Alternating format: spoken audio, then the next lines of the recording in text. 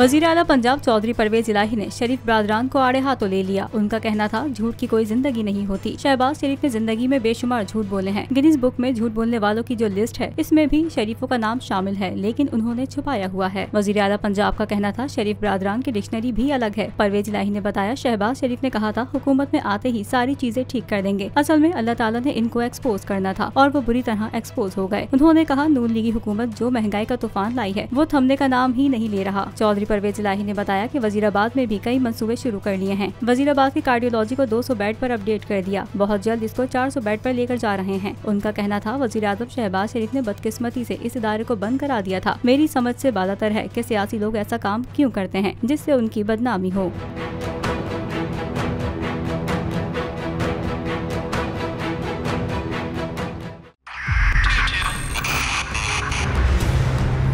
उधर 22 बहुत सारे तोहफे भी देके गया पाकिस्तान की आवाम को। पाकिस्तान की आवाम को एक तोहफा ये दिया कि आवाम को पता चल गया कि पाकिस्तान का मीडिया क्या है। हक और सच का सफर साल 2022 में बोल रहा नंबर 1। हमने बहुत सारे शोज और ट्रांसमिशंस की। पूरा साल मुसलसल जदोजहद में निकल गया कि ये वोट ऑफ कॉन्फिडेंस के पीछे कौन लोग थे।